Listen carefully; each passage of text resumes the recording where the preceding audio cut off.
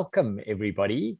We are coming to the end of the month of cyber awareness, and right now it's for us as users and employees to raise the bar of what we do from a cyber awareness perspective and how we can stop these cyber attacks.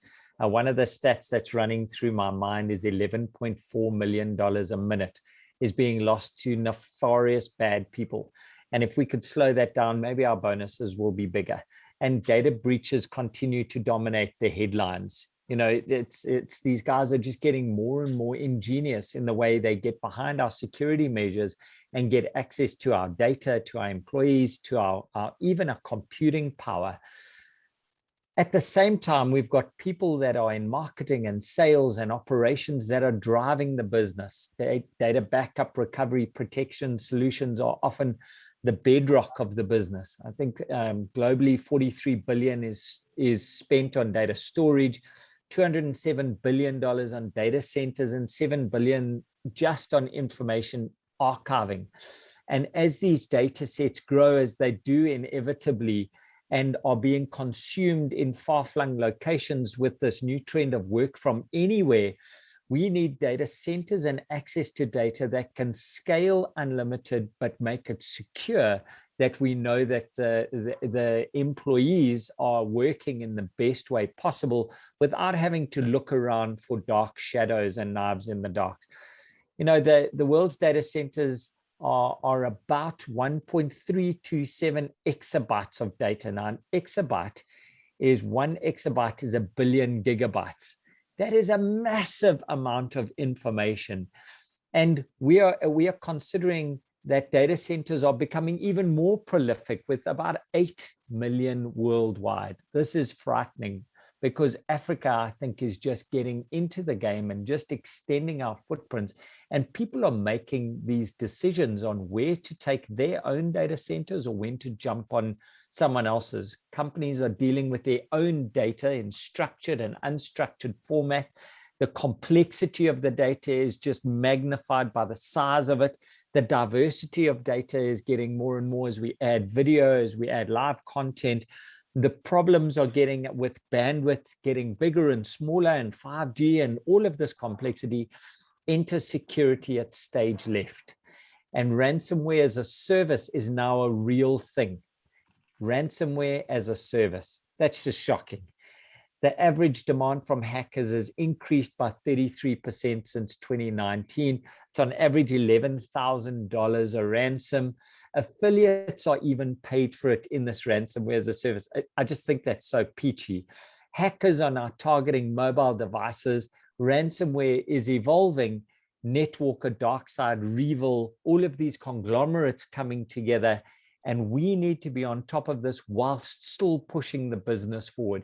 And I'm really excited with our panel today, because we've got a diversity of panel members. We have got people from marketing, and Thandiwe Mzila has joined us. She's Director of Marketing from ITgility, one of our sponsors today. Thandiwe has held off having her special occasion, which she'll tell you about now, in order to join us today. Then we've got Andre Fourie, who is Director of Operations at ITgility. He's one of the co-founders and been part of the team since 2011. And he's got huge experience in enterprise accounts, looking after big accounts and managing small accounts and making sure that their needs are met. And then from over the waters, we have Richard Spedding from Data Intelligence Technical Expertise at Hitachi Vantara. Richard's worked there for the last 13 years as a technical expert, focusing on data management and data intelligence. And he works with customers, so he's not set away in some dark room doing his own thing. And I'd really like to thank you all three for coming through today and giving us an hour of your time. Our attendees range from C-suite all the way through to operations. So if you throw 3-letter acronyms, I'm going to call you out. And I'm going to pick on my first guest just to say hi. Thandiwe, what is your special occasion that you've held off just to be with us? Hi, thank you so much, Daniel. Thanks to the panelists, thanks to the attendees. I'm really grateful to be here. So what exactly do I do at ITgility? Just summarized it for me. I'm the marketing executive, also part of the management team. I'm also getting involved in other areas such as product development and taking new offerings to market. So I'm more like a door opener for ITgility, making sure that the relationships are well managed. And what's happening in a couple of weeks in your life? Couple of weeks, I'll be giving birth. So I'm highly pregnant currently. So yeah, I'm looking forward to that. So no tough questions that are going to shock her into labor, please. But keep your questions through. Use the Q&A or the chat. That would be awesome. Thanks, Tadiwe. Andre, you've come through and given us some time. IT operations. What does your day look like? What do you do in your day from ITgility perspective? Yes, thank you, Daniel. Thanks for the panelists and the audience as well for their time. I know obviously time is very valuable. From my side, in ITgility, I oversee all operational aspects of the company strategy, obviously improving efficiency, productivity, quality, and managing risk. I also help set strategic goals and is responsible for the flow of operation information to our CEO and the board. Awesome. On a daily basis, we're planning and monitoring the day-to-day running of the business to ensure that there's smooth progress happening. Thanks, Daniel. Thank you, Andre. And then Richard, our guest from all over the waters, tell us that you're not a Man U fan, that you were just teasing me. No, I wish I could. I've been a Man United fan probably since I was about 6 or 7. Okay. So you're not a fair weather supporter. Oh, I am. No, I absolutely am. I live at the other end of the country. We call them. They're called the phrase is a plastic mank, because I don't often get to go to see games or matches or anything like that. But I do. I'm more of a rugby man, to be honest. Oh, fantastic! You've just won my heart. Yeah, that's brilliant. There we go. So yeah, I tend to enjoy rugby at the weekends rather than football. Or if you ever want to wind up a football fan, you just call it. I always call it soccer. Yeah, soccer. It's such a soft game. And what do you do at Hitachi? You've been there 13 years. You must be enjoying it.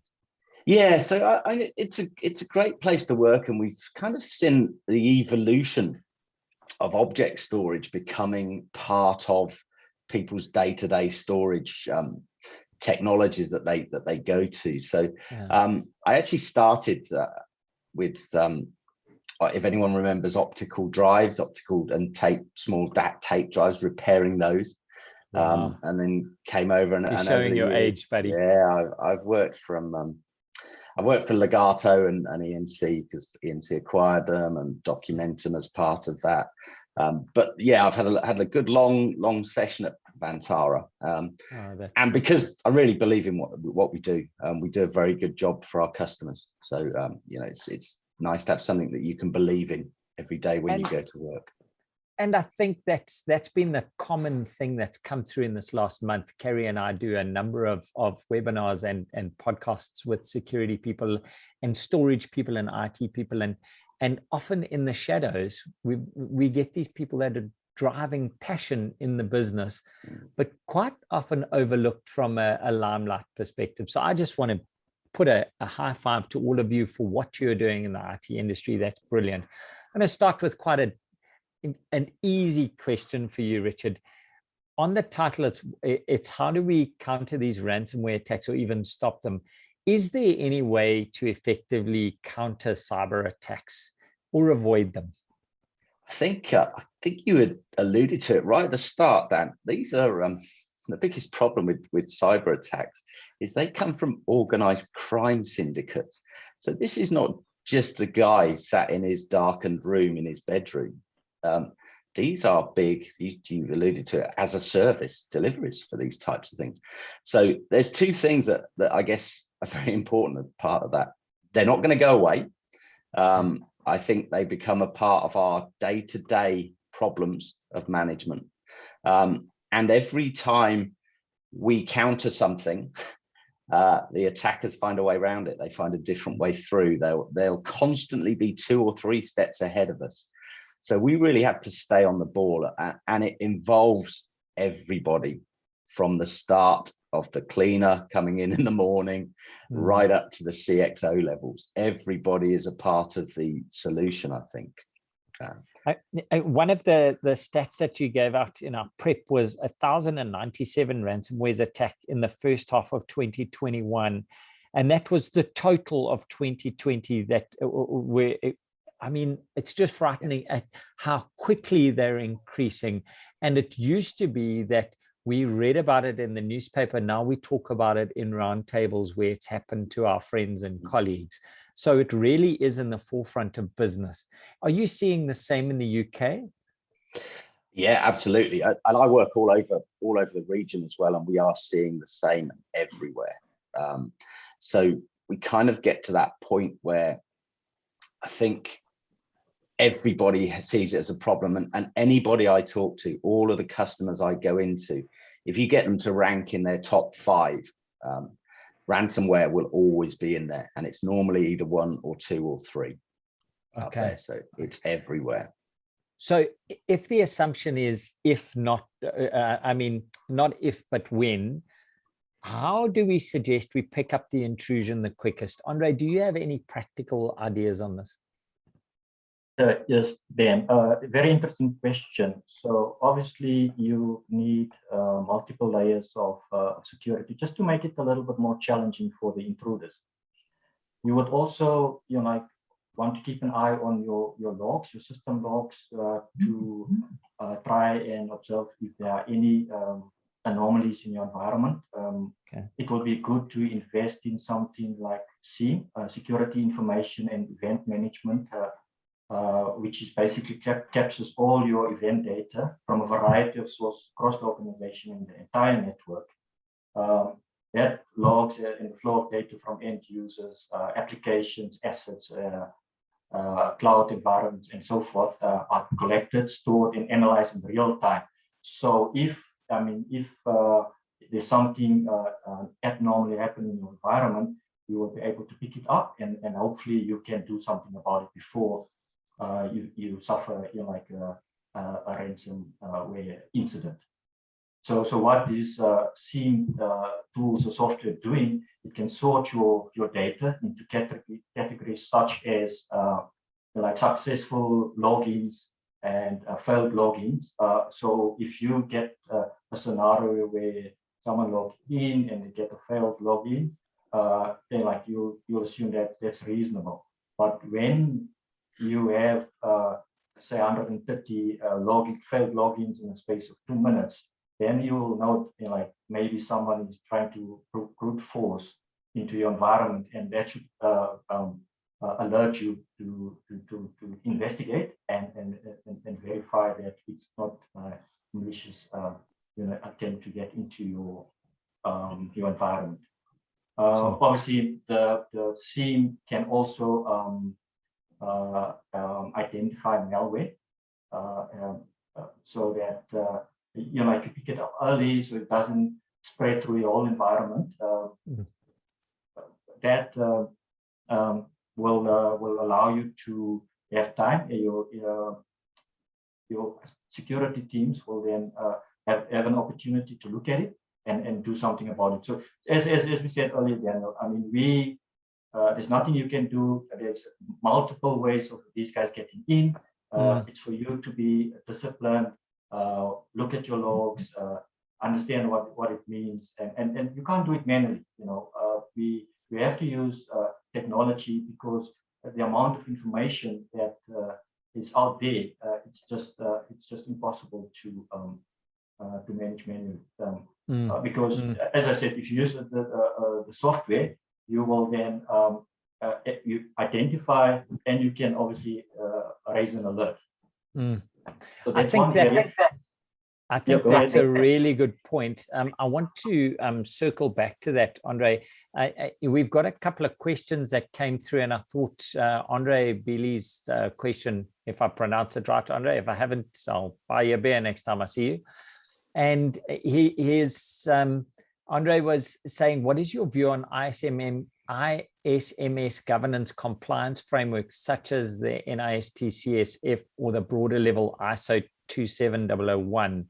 And I think that when we're answering your question, how do we pick up intrusions? I'd like to carry on Andre's question and say, are these frameworks up to date to help you on a paint by numbers to detect intrusions and stop them? Is the governance frameworks that have been put in place, are they keeping up with what we need? Daniel, did you write that question to me? Unfortunately, we've got load sharing here, and it just came back. So, you know, I just that's fine. Richard, I wouldn't mind your opinion on that from a global perspective. Are the compliance frameworks that are helping us and are out there, are they helping us protect and detect, or are they 2 steps behind what we need today? I think anything that is a good framework is important, but from what I've seen so far, it seems to be across the rest of Europe, certainly, it seems to be that people are fairly well on their own. So the frameworks they introduce would tend to come from an organization or a business or a partner, rather than necessarily from a government regulation type of position. Okay, cool. I quite like that. What I said to Andre was, if we didn't answer it correctly like he wanted, we'll just get back to him after this session. Andres, you've answered quite a bit about automation. You've answered about putting layers of security in the way we detect and analyzing logs and looking at the data. Is it not tempting for customers to overprotect their data, Tandy? Have we not knee-jerked their protection and spent the whole budget on security now? Tandy, are you there? Sorry, guys, I lost you for a sec. Daniel, can you please repeat the question? We lost connection this side a bit. Apologies about that. That's okay. Have customers knee-jerked to protect their data? Have they overprotected their data today? Okay, thanks for that question. Apologies again, I couldn't hear in the first time. Well, if we look at our experience, like in general, we found that customers focus on 2 aspects, which is backup and replication. It's always been like that. And if you break it down from those components, let's start with backup. When it comes to backup, they do backup. Some customers do backups from disk to tape, and then others disk to disk, you know, depending on how their infrastructure is designed, you know. But when it comes to backing up to tape, there are obviously the pros and cons. If you're backing up to tape, you do have some sort of like an isolation. We call it a air gap if the tapes are vaulted offsite. Obviously, from a network perspective, they are isolated. So you have that protection, you might call it, but physical tapes are prone to I/O errors over time. Like when they come to be delivered, they can overheat from whatever method of collection is used or corrupted, you know. And sometimes tapes recovery becomes slow or time consuming because the sequential approach. And after, sometimes from a hardware compatibility might be an issue. If, for example, the tape version that you're using is not compatible to maybe the hardware refresh that you've already done, you know. But looking at backing up to disk, it's quite different. I mean, backing to disk increased performance often requires offsite, you know. And replication to protect against site failure, right? From your primary side to the DR side. And then backup data on disk is exposed to intentional corruption or distractions. So generally from an RTO and RPO perspective, for those who doesn't understand RPO and RTO, we're talking about a recovery time objective, which is the amount of time required to recover your data. And your RPO is more of how much data can you allow your company or be at the position to accept that you have lost, you know. But it's mostly greater than 24 hours due to the nature of unstructured data that you have. So yeah, and when it comes to replication, very few customers are replicating their critical data because it's the, you know, it's the asset to the business. but that a replication does not protect against intentional corruption and destruction. Okay, that's interesting. So we are seeing some level where customers are just over protecting data, but some of it where they're missing the points a little bit. We've got 4 questions that have come in, and they're kind of aimed at you, Richard, which is got a papaya and a GDPR take on them. So I'm just going to smash them out, go off piste here. Jeffrey has asked if Hitachi Data Management assists with papaya compliance and can it demonstrate them. Then the very next one is huge. Wade has said, we've seen big corporates like Amazon fall short of their GDPR compliance. What are the parallels with papaya and key takeaways that can help ensure the relevant controls are in place? And then Anonymous, who I don't generally read their questions, as I said, though this Anonymous was actually quite a good one, is ISO 27001 a silver bullet if followed to the letter? So Richard, I'm just going to toss a big Hail Mary to you and see if you can answer those 3 in 1. How's that? I think it's a very interesting point, because the two almost go hand in hand. They do, don't they? Anybody who is perhaps phishing for information or threatening ransomware attacks is often in a position where they can quite comfortably make public privacy-based information. So information that you should be protecting through papaya, right? So the two are very naturally entwined in each other. I think what we found with our customers, and just for relation outside of South Africa, it would be GDPR in the rest of EMEA. The processes and principles and guidings are pretty well the same, that we protect any data that is in our responsibility. And then the definitions of what's our data, what's private, become a little bit different in regions and stuff. But I think the important piece is, and we do this with a lot of our customers, is I always go back to the fact that there is product, process, and people involved all the way through, right? I loosely call it the 3 Ps. But you said you were going to lambast me if I used a TLA. No. Because you can explain it, you got away with it. So there is things that we do in Hitachi Vantara, and by the way, as the wider group, you all guys may know that Hitachi Vantara is part of the Hitachi group. Around security management. We deal with solutions that can centralize data and give you single sources of truth. We have solutions that can go out and look perhaps in unstructured data and structured data to find what data may contain papaya-based, privacy-based information. We even do some solutions where you start to consider, I want to do analytics on my data, but I have to pseudonymize that data. I have to perhaps make it so that people know that I am analyzing a person who is of a certain age, of a certain gender, but they can't be able to trace back that it's Richard, or it can't be able to trace back that it's somebody, somebody else. So we do solutions all around all of those things. So we walk a fine line, because Papaya is saying, why have we collected the data? What is the use of the data? And do we know, and does the person know about it? We've acquiesced, we've said yes. So you're saying that there's solutions around that once we've captured that data, that if we anonymize it, you can still get the trending, you can still get the market reporting, but you won't be infringing on the Papaya side. And I think that's what Jeff was asking about.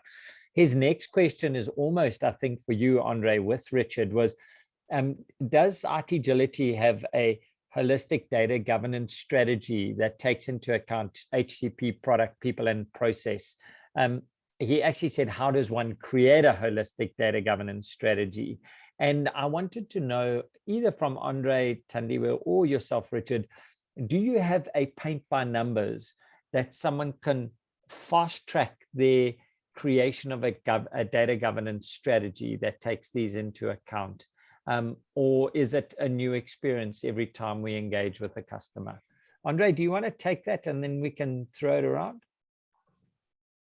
Thank you, Richard. Yes, so with data governance, the first thing you obviously have to do is you have to take control of your data. You have to bring it under control, and you have to secure your data. On top of that, you need to know where your data is located. What's the source of your data, classification of your data, who has access to the data, and what the contents of the data. So as you can see, Daniel, it's quite involved. It's not one fit for everything. So it's a lot of people involved, as Richard also mentioned, that it's people, processes, and technology for that matter. But your first starting point. Your first starting point is to do an inventory and audit of what data you've got, where it is, and who's accessing it. That's the foundation for this governance strategy. Is there a way to automate this, or is it? It sounds like it's quite a manual thing. What have you seen customers doing? Well, so if you look at that, Daniel, I mean, if you look at the Hitachi data management portfolio, they've got those capabilities built in, so you can use the technology to assist you with automating all of that. Awesome. Yeah, Richard, do you want to add to that? Yeah, it becomes an interesting conversation. So historically, if you go, we said at the start, I'm an old timer at this. Historically, we used to keep data because we knew we had to, but there was a good chance that we'd never need it, right? So that was going back to my optical storage days, showing my age. Where we get to now is we have to be selective about what we do and we don't keep, and we have to learn to classify data. And to your point earlier about what an exabyte of data looks like, and that a lot of data these days is unstructured or semi-structured, we have to automate it because we cannot manually classify these things. So there's some interesting tech that we've got around, we call it Lumada data catalog, but the ability to use AI and machine learning to develop a fingerprint for what data looks like. So I can tell, because I've just received something that has a bank account detail in or a personal name in it, I know next time what to look for, right? This is what machine learning is. And AI, this is what they do. So we generate these thumbprints or fingerprints around a data pattern, and we can uniquely identify stuff. But as you do machine learning, of course, you have to educate, and part of that education is much about, I guess, crowdsourcing of data and what good looks like. So Daniel, just because you define something as correct or containing personally identifiable information doesn't necessarily mean that that's right. If 10 people say it's right, it's probably right. You get that sort of idea with machine learning. So we've got some nice tech around that. And again, process, procedure, all of those things. In the chat, Portia Similani has raised another question. Sorry, Tandiwe, I'm coming to you. What is a reasonable time for security teams to investigate the alerts from SIEM? And it's almost, with the learning that's going on, we should get to a point where we're continuously shortening that cycle, because the machine is learning what the behavior should be and therefore can react quicker. That's very exciting. Tandiwe, did you want to add something in there? Yes, I was going to say, at the end of the day, the driver to data governance is security. Speed and access to data, as well as mandatory compliance requirements, obviously introduce a huge amount of cost, which is something that an organization needs to obviously consider, when looking at compliances and how to obviously gather your data to make sure that it's secure. Yeah. Oh, that's a really good point. That's a really good point. Is, Daniel, sorry, cost is an interesting point, because security and data governance generally is a cost center. It doesn't make you any money. It's a threat to you that you have to protect against. So again, going back to the point about, if you've got all that data anyway, and you want to use it, you need to find useful, valuable ways to get that data so that it makes you money rather than costs you money or helps your business. Right. I think we've got to circle back to that, Richard. But can I get a straight answer from someone on Portia's question? What is a reasonable time for security teams to investigate the alerts? I mean, it's coming. I have an answer, but it's a little bit glib. Go, Andre. Yeah, so Daniel, I mean, obviously, the minute your solution or your software alerts you, it's obviously important that you attend to it immediately. Okay? Hence the driver for automation to these alerts. So when you start investigating the alert, you will then, obviously your team will have enough experience to identify whether this is urgent or it's something that like that's happening in the environment that won't do any damage. So it's a matter of what the security teams observe and if it's really going to hurt the organization, then obviously they will try and resolve it as quickly as possible. Awesome. I mean, obviously it's a bit of a wide question. It is a wide question. It's a great question. Thanks, Portia. But just because you were first to the ball, I'm going to send you the next one. You've been architecting solutions and companies for a number of years now. How do we architect our data to limit the impact of a breach? So we accept it's coming in. These are actually going to break down the walls. The defense might be better than Man United's, as not as porous, but they're still going to get through. How do we architect to minimize the impact on our data, Andre? Yes, so Daniel, thanks for that question. So obviously we know that we're dealing with data that's growing exponentially, and it will continue to do so. I think Richard mentioned earlier on about structured data and unstructured data. So you need to be able to understand your data, unstructured or structured. Then in terms of what also happening nowadays is that the data don't just exist in the data center anymore. It's now on the mobile phones, the laptops, and so forth. So if you can have a good security posture within your data center, but if you don't protect your endpoint devices, your sensitive data might be out there.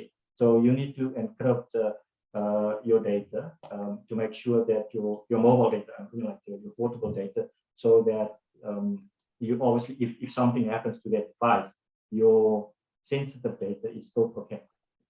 And when so that will limit your exposure from the data outside of. I'm just talking out very, very high level. Trying to protect your data, because there's nothing you can do. 28% of today's data is sitting outside of the data center. Only 72% sits in the data center.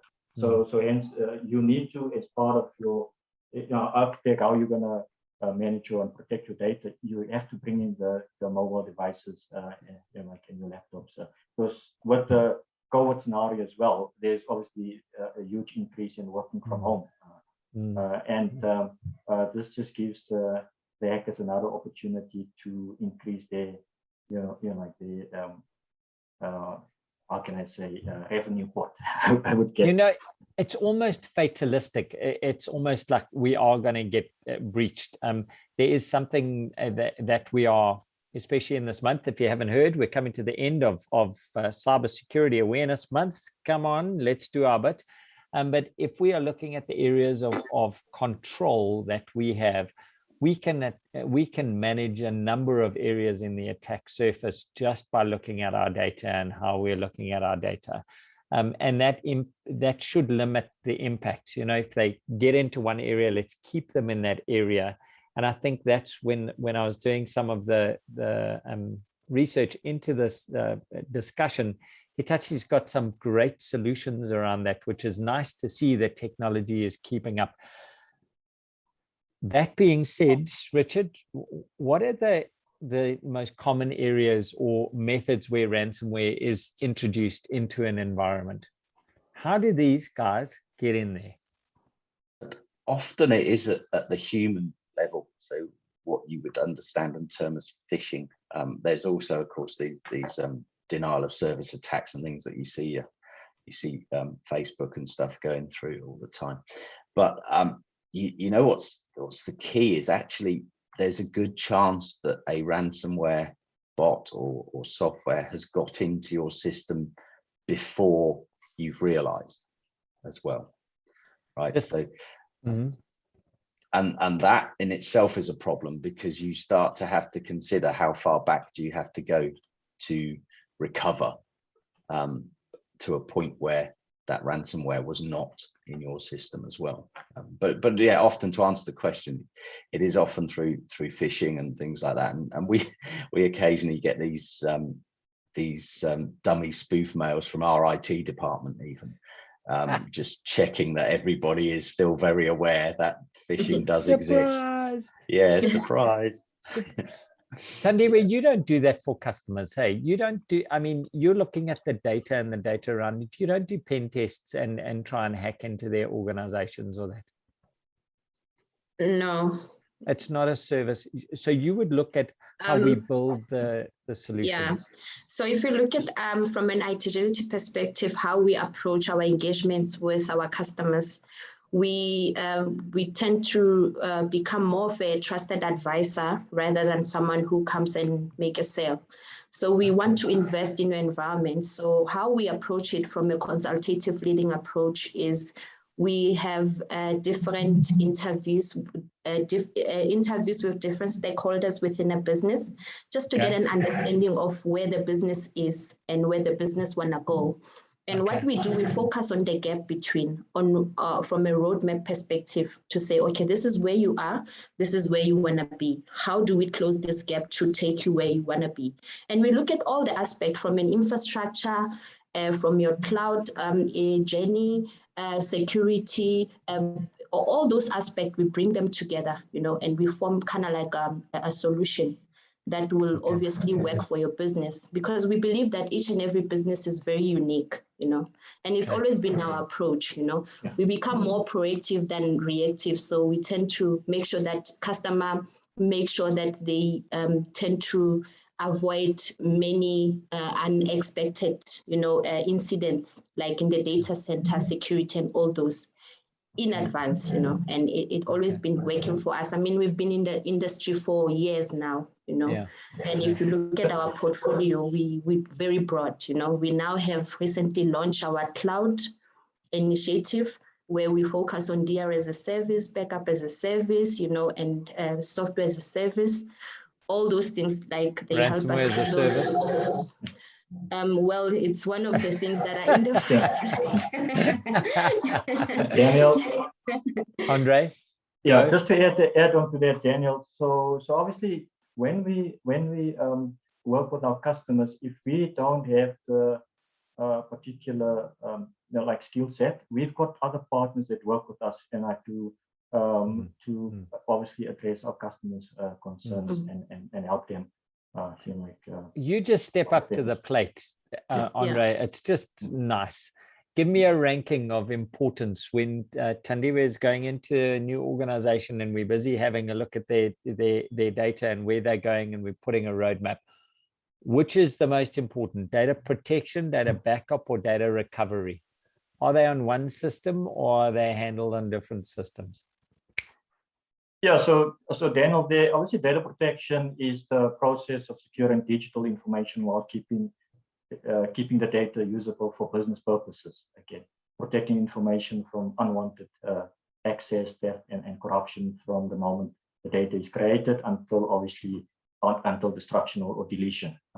From my perspective, data protection is important.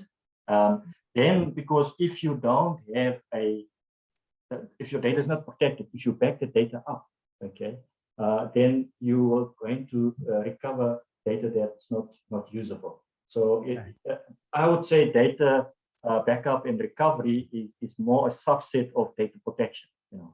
Because so it all filters from data protection. Why have we got this data? How do we secure it? And then it filters from. I like that. That's a nice answer. Thank you. We've got 3 more questions that have come through and been sitting here. Anonymous, you better put your name on. I'm not asking you again.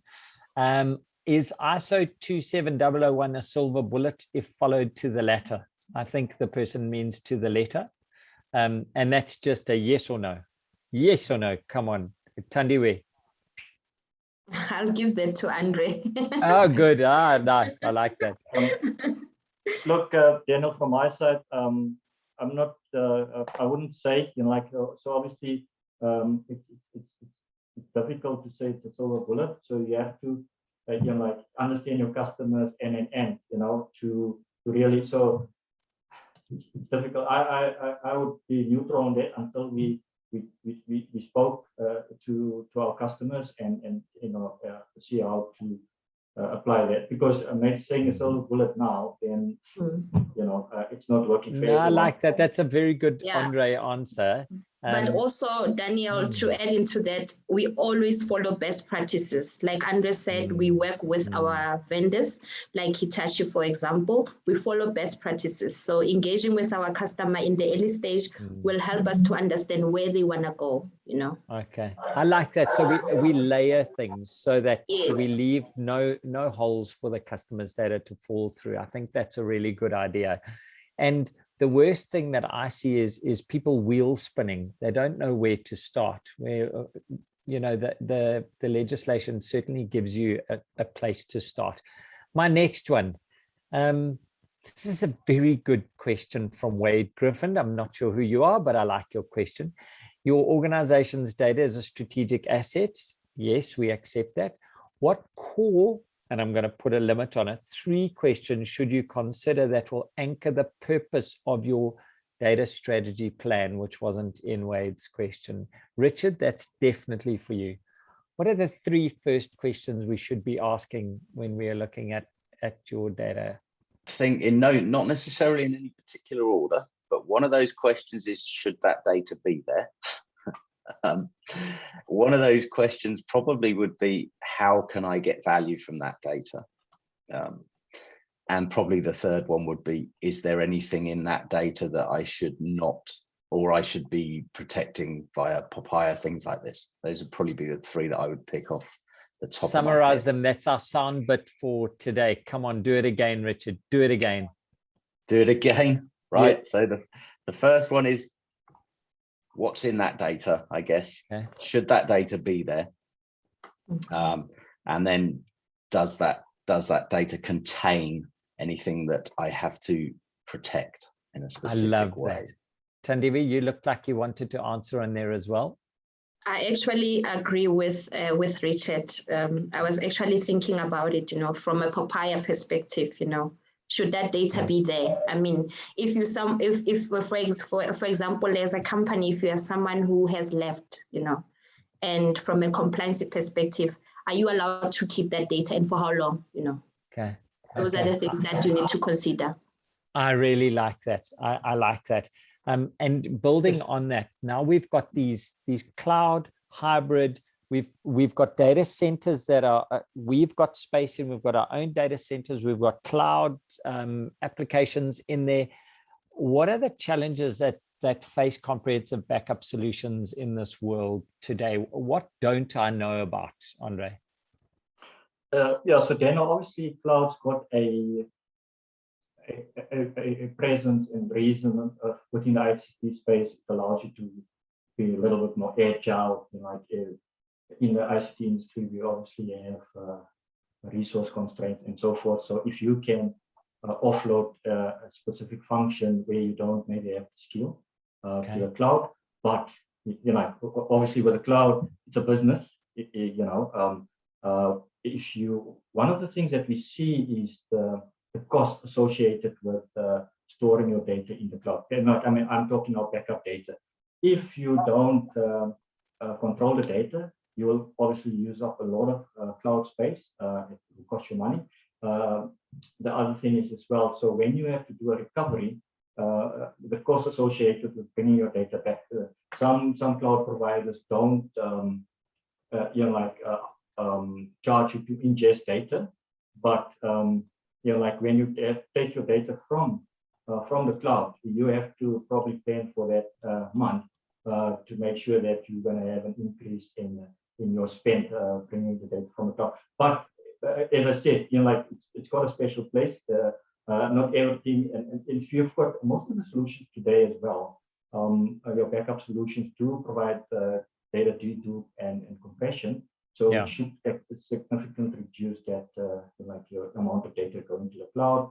The other option is obviously to archive your data in the cloud to archival storage, which is a little bit cheaper than the S3 bucket storage.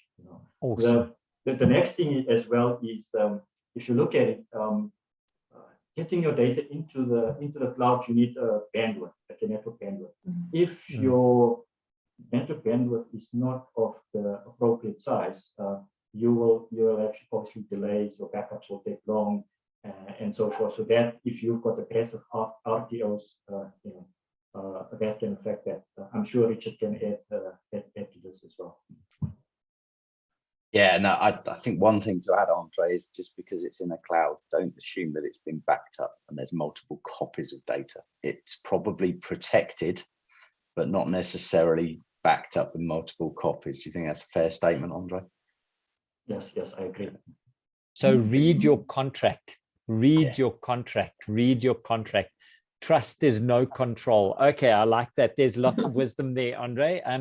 I've got a parking lot backup like William Nicol, which is a road here. Richard, you don't need to know it. Get back up. I do know it. I know it very well. Good. Yeah. Come on. We got traffic here of questions. We've got Rishen, Etienne, John, Etienne. I'm going to get to them now, but just want to call out Tabang and say thank you for not being on the mouse anymore. Tabang says they were his questions, so they were darn good questions. And then just a mic drop from Ahmed, who says the InfoSec principle states prevention is ideal, but detection is a must. And lastly, prepare for the inevitable. So even InfoSec is saying, listen, guys, this is going to get real. Know what you're going to do about it. So that is a good segue into Rishen's question, which is saying, the last 24 months, we've been slapped by a world that's changed. Economic pressures are under us.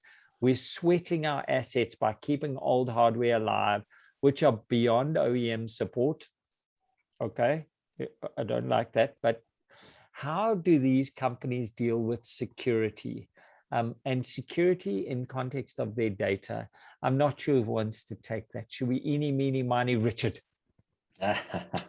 I think one thing is I would never expect anybody to have stuff that's out of support or old, and we constantly go through those negotiations with our customers to make sure what they have is in support. And the reason for it is because as a manufacturer, our firmware and software does not always support to the latest of vulnerabilities and stuff. If the kit's old, right? So we talk about CVEs, common vulnerability exposures and things like that you would find from your pen testing and things. And actually, it's very hard as a manufacturer to go back over multiple generations of different pieces of equipment. So if you are sweating those assets, I guess you need to make sure that you are working with your manufacturer to ensure that they are continually protected to the levels that you need them protected to. Right. Okay. Andre? Oh, yes. So, I mean, obviously, Daniel, the hackers know they're looking for weaknesses. Okay, so if you're running with unsupported software or hardware, you're opening yourself up for trouble. You can do all other work in like you can, like your different layers, but remember, the hackers only need one vulnerability or weakness in your environment and put you through a lot of pain. So what's your advice for them? Keep up to date, read the vulnerability. Yeah, you've got to spend that money. Yeah, it's costing money, but you will be it will be money well spent, and you will be able to at least fight off these guys. If you don't do that, you suffer a cyber incident, chances are, if you're lacking in keeping up with maintenance, you're probably lacking somewhere else as well, which will then put you in a position where you've got no choice but to negotiate with the hackers.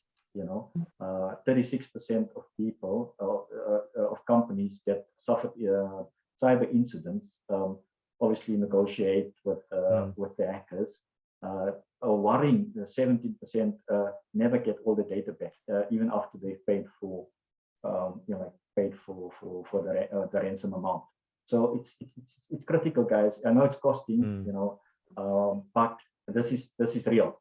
This I mean, you can be out of business. Yeah. We've got to pause because we've got 8 minutes left. We've got a very special John there who's not turning on his camera because he's probably in his cozy. John, good morning. You've got a question for the panel. Yes, I do. Thank you very much. In fact, I'm running between meetings this morning. Oh, you're not in your cozy. Okay, good. Yeah, I had a security meeting this morning, and further than that, I can't say, and that sort of took up time. So I literally had to join from my mobile phone. Go ask your question, Mr. Bosco. So I think the questions I have is twofold, right? So the first question, I posted it on the group in terms of, are we talking about PAPIA and all these other pieces of legislation, right? But how do we deal in a, like, for argument's sake, in a government context, right, where I've got a piece of legislation that says government information must be kept for 20 years. I've got a PAPIA legislation that tells me to keep it for 3 years, depending on the classification. And then I've got another piece of legislation that tells me that that data should be accessible to the citizens because of 1, 2, 3, 4, 5. And when I look at the citizens, I'm always dealt with multiple personality disorders between them, because the guy is a citizen, he's a resident, he's an account holder. So he covers all the areas from debt to finance to shareholder of the city itself. And how do we then manage those discrepancies, in terms of compliance, from a compliance and data perspective in a government context where we have these misalignments? It's such a great question, John. It's such a great question. Go, Richard. It's a horrible question. Do you know what we used to say probably 5 to 10 years ago, because it was more viable to say it? Which one are you going to get the biggest fine from? And I say that a little bit of a tongue in cheek, but more when we're talking about PAPIA, this is about protecting data that could cause a personal problem to somebody, and we don't know what that personal problem is. So I have an opinion that probably the PAPIA and the GDPR things should override all others, in my opinion. However, that is my opinion, because I see protection of citizens as the most valuable thing that any organization should be trying to do. But like I say, I'm caveating that with that is my opinion. Right. Tandiwe or Andre, do you have an answer on that as well? Because I love that. Yeah, so Daniel, from my side, I agree with Richard. If you think about it, you can have the data, but the people are working with the data. So protecting data, protecting people is the ultimate. Because with no people, you can have the data, but you have no business without people, right? Without customers. So I like the way the fact that everybody is grappling with this, and we've still got to secure the data. We are wrapping up. I usually wrap up with the same 3 questions for my panelists, but I don't think we have the time for it. So Richard, I'm going to start with you as our offshore attendee. What are you most excited about, which is coming from technical release from your stable, from Hitachi, in the next 6 months? What don't we know about, which is coming in? So you'll have seen, again, I'll keep it brief, but you'll have seen perhaps in the press that Hitachi Vantara has made a number, and Hitachi Group as well, made a number of acquisitions around the data and the IT type of space. And in the next probably three to 6 months, all of those acquisitions are starting to come together to deliver meaningful solutions to these customer problems. So that's why I get out of bed in the morning. Awesome. You better come and visit us soon. Andre, what's your focus from an ITgility perspective for the next quarter, taking us into calendar end of January from your perspective? Yeah, so Daniel, as Sanjeev mentioned earlier, we've obviously launched our cloud offering. So we'll be very busy promoting that and like obviously try and visit customers and see how we can help customers, because most of the customers today do have a cloud strategy, like whether it's hybrid or full cloud. We as a business will definitely increase our target area for that as well. And the other thing as well, I mean, we as an organization as well. So we busy with our papaya readiness as well, and that also takes time. So yeah, that will keep me busy at least. Also together with my existing roles. Awesome. Tandiwe, probably the most difficult question for you. What would you say to a young person coming into the data market which you're playing in, or the security of the consulting market? What would you say to them as the first 3 steps in getting to where Tandiwe is, or Andre is, or Richard in their career? How do they start this? Well, from my side, I mean, I started in 2007 as a graduate, and to where I am, I'll give 3 advices. Decide what industry and technologies you are mostly interested in. Learn from other people's experiences to avoid making the same. So be more teachable and stay up to date or relevant with technology to advance your knowledge and continuously learning. That's excellent. Thank you. Thank you very much, Tandiwe, Andre, and Richard. This has been a really interesting discussion, and the time has flown by. We've had one TLA which Richard threw out, but he knew what it was. So that's amazing. Thank you. I just want to encourage you as an attendee, if you want to reach out to Andre, Tandiwe after she's had her maternity leave, or Richard after his mourning period for his devastating loss on Sunday, please reach out on LinkedIn, connect. We make business through connections, so get to know one another. And from my side, allowing me to facilitate this has been really a great pleasure on my side. Thank you for bringing me up to speed, Richard, Andre, and Tandiwe. And over to you, Carrie. So thanks again, guys, for joining us today. I really hope that you found today's session insightful and that we answered some of your questions. We always do appreciate your input, so feel free to pop me a mail if you've got any further questions for the ITgility team. Reach out to me and I'll definitely put you in contact with them. We will be doing a webinar report back, which will be published as editorial, probably in the next week or so. So I'll let you know when this is live. Cheers, guys. Have an awesome day further, and we'll see you at the next one. Thank you. Cheers. Thank you. Thank you. Bye.